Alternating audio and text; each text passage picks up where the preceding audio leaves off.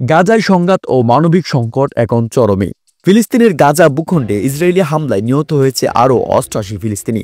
Israel এবং হামাসের মধ্যে যুদ্ধবিরতি চুক্তি নিয়ে আলোচনা চললেও গাজায় আক্রমণ ক্রমেই তীব্র হচ্ছে। শীতের তীব্রতা এবং মানবিক সাহায্যের সংকটের মধ্যে ৮ শিশুর মৃত্যুর খবর পাওয়া গেছে ইতিমধ্যেই। ২০২৩ সালের ৭ই অক্টোবর হামাসের নেতৃত্বে ইসরায়েলে হামলার পরে এ সংঘাত শুরু হয়েছে। এরপর থেকে ক্রমাগতভাবে ইসরায়েল গাজায় আক্রমণ চালাতে শুরু করে।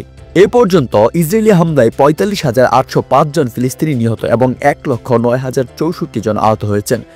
গাজার রাফা এবং বুরেইজ এলাকায় ইসরায়েলি বিমান হামলায় সম্প্রতি ৭ জন নিহত হয়েছেন।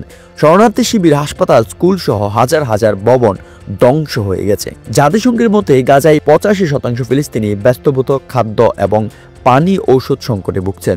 যুদ্ধবিরতি চুক্তি সফল না হলে সংকট কিছুটা সংঘাত হতে পারে, তবে উভয় পক্ষের মধ্যে আস্থার ঘাটতি প্রক্রিয়াকে কঠিন করে তুলছে। তাই সেই জায়গা থেকে গাজায় স্থায়ী শান্তি প্রতিষ্ঠার জন্য বিশ্বব্যাপী উদ্বেগ জরুরি। তথ্যসূত্র আল জাজিরা, আনাদোলু এজেন্সি, নিউজনগর, আরিয়ান ফার্সি।